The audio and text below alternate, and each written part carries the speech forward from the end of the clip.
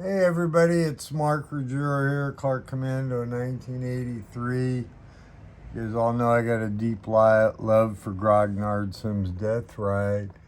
I wanted to show you one of the more playable titles, I believe, in the series. It came out in 2019. It's called Deathride Tarawa. Not quite sure if I'm going to try this with the 9 days I got left before my surgery, but I wanted to do a quick unboxing. We'll show it to you. Features of the system are secondary and primary weapons modeled. You have 4 different levels of rules, which I really enjoy. You can play it at a really basic level for quick and dirty to most involved with replacements and medical and all kinds of good stuff. Comes with a basic air support system. Some of the games have expanded. Command and control rules, extensive fire support, mission counters included. Set of obstacles. Your obstacles would be your minefields, wire, pillboxes, that kind of stuff. So there's lots of Japanese shore fire. So included in the box are 8 11 by 17 map sheets. Island of Tarawa, I tend to buy the one-piece maps, which are extra, but you can get them through, if you look at the Grognard's website, there's a way to get them, and they're pieced together, and basically this comes with, I believe, 8 11 by 17s converts in a couple of standard size maps, but I like doing that instead of having to piece the maps together. There's no issues with piecing them together. I just prefer to pimp my game, as I call it.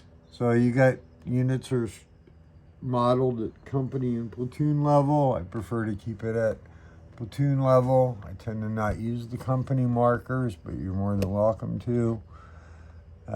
2 hours per turn, 40 minutes a turn during the invasion turn. And for this game, each hex is 100 meters. Normally they're 300, but for Tarawa, 100 meters. Artwork by Todd Davis. So the battle that started the island hopping campaign in the Central Pacific in November 43 is the first of many valuable lessons would be learned.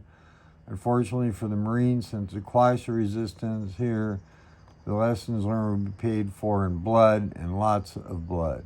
The invasion force would be woefully unprepared to deal with the reefs, and they would learn to provide more LVTs to landing forces.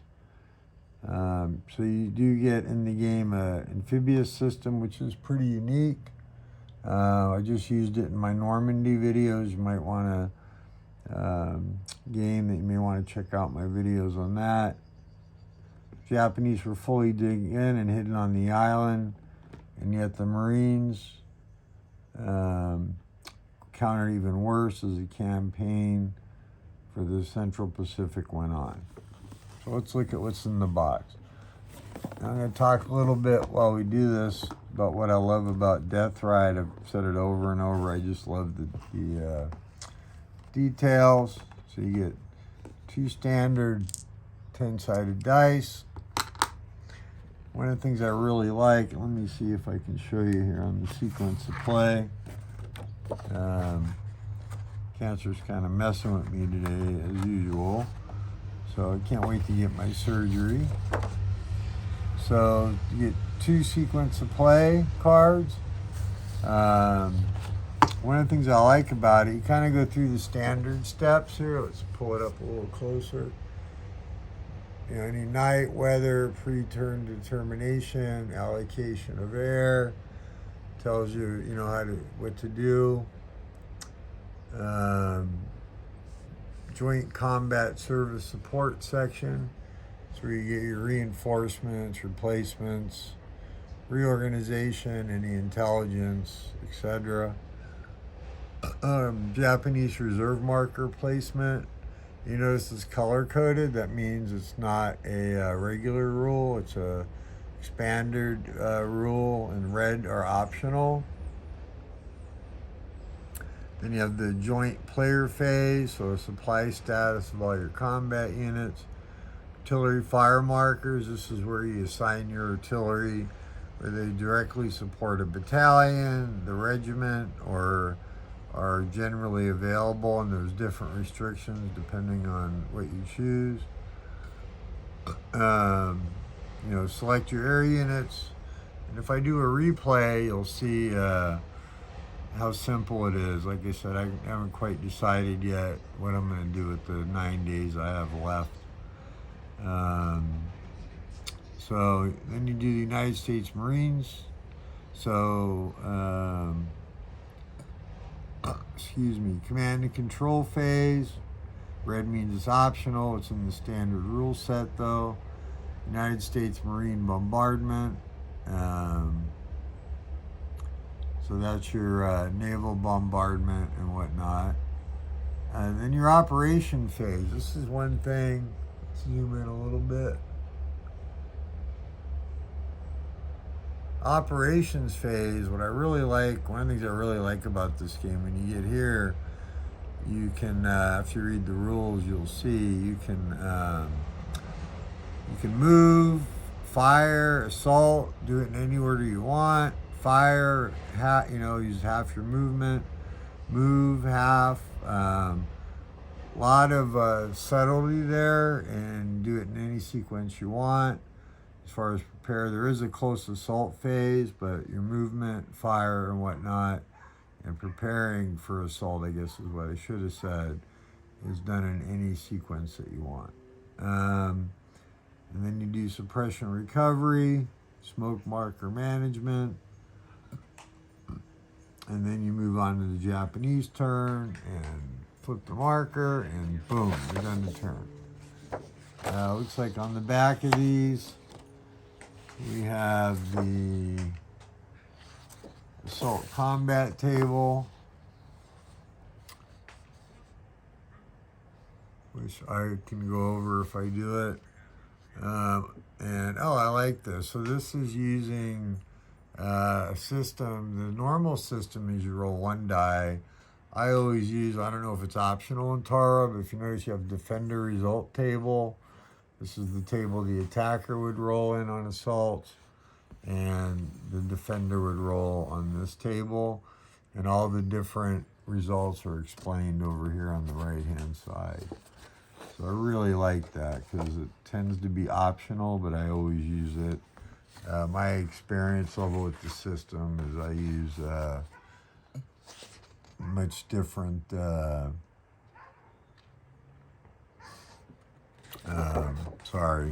oh my god, chemo brain. I use a lot of the optionals and more advanced rules. But here you got the Japanese shore fire tables with the different suppression results, anti-aircraft fire table, looks like. Yeah. Japanese anti-aircraft weapons. Okay, all right. Might not be well, we'll see. You have to read the rules. Bombardment table, tank waiting table, and there's a naval bombardment table. You'll also get with the game your standard rule book, master rules, which are nice, black and white, fairly small print. Looks like a lot, but it's really not too bad. And if you notice, let's see here, we got explanation of the unit types in the back, which I always enjoy reading through. Designer notes, looks like tactical mentoring, so you do get some hints on how to play. At the very beginning, let's see, now these games don't have an index, but they have a fairly complete table of contents where you can find most stuff. Let's see here. Gives you the map layout. right there. Oh, here you go. So here's the key for the different level of rules here. Color-coded legend for, see that right here with the different colors?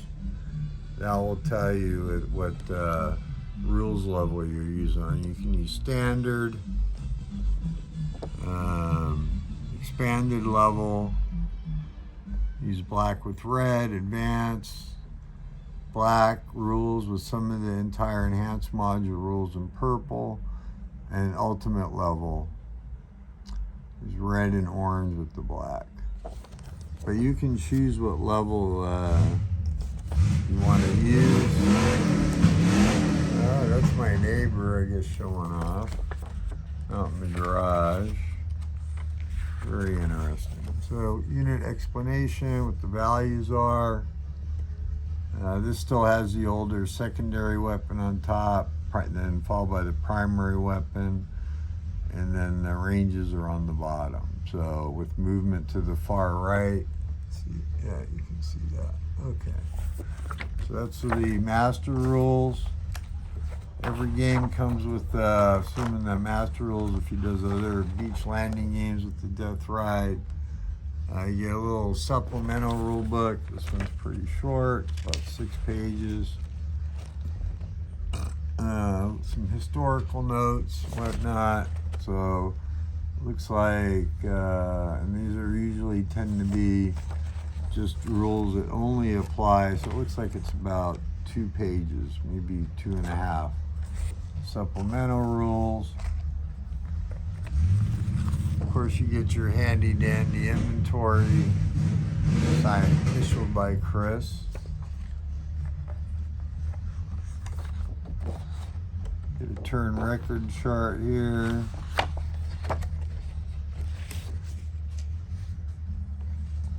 Air unit tracks and whatnot.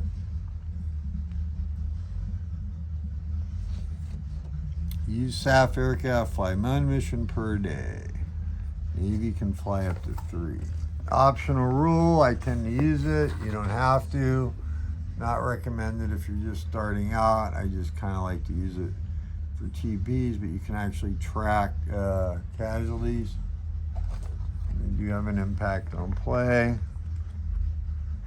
Track your losses. Like I said, I may give this a shot. Not sure yet. Okay, dude, chill out, man. Okay, we know you got an engine.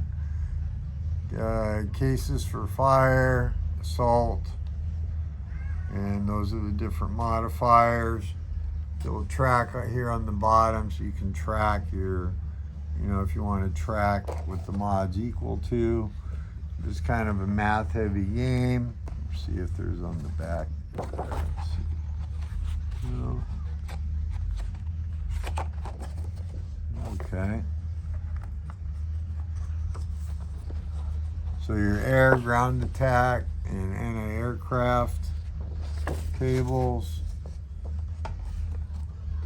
Entering and exit minefield. Reef passage.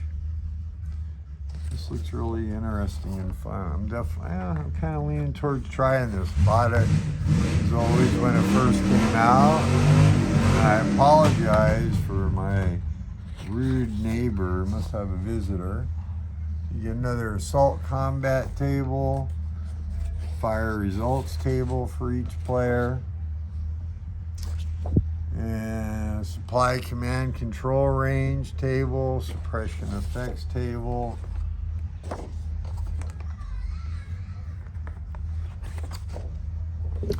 Another assault, sequence of play. Get your weapons target diagram. Firepower table is a math heavy system, and I'll go through it if I decide to play it. I enjoy it. I like the details. You get your terrain effects. You get your different wave charts. Here's one thing that I like, and this system is not for everybody. I totally get it. Oh, excuse me.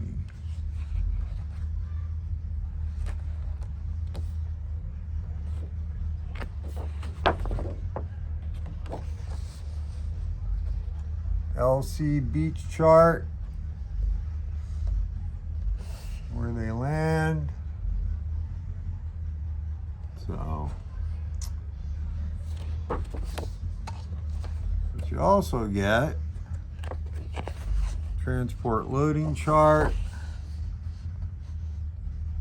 with all the different bigger ships that carried stuff and who they carried on there. Get your wave charts.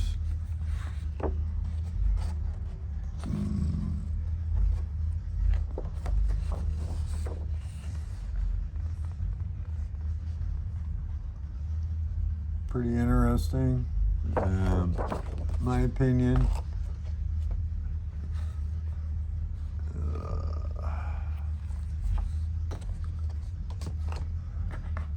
Yeah, it looks like, let's see.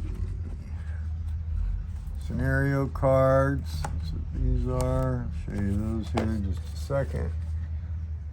Order of battle.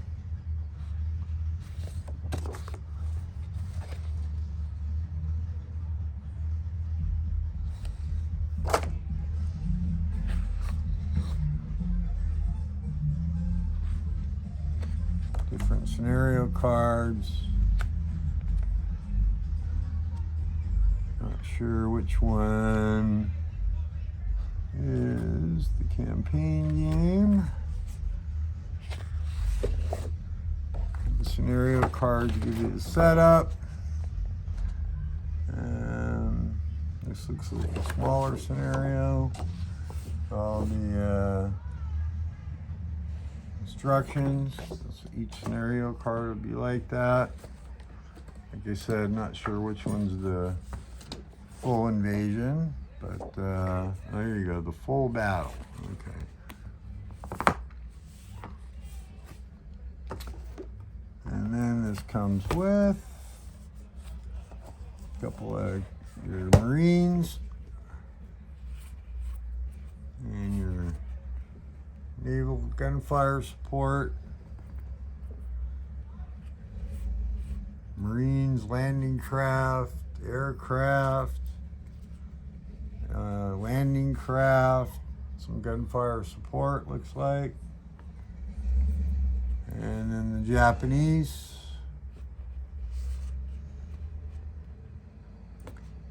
and then some more Marines with some more suppression and information markers, and more info markers and more landing craft. So 4 counter sheets. And last but not least, what is this? This is an approach to the beach map, looks like. Which, by the way, you don't have to necessarily use. You could count out the markers. One of the maps.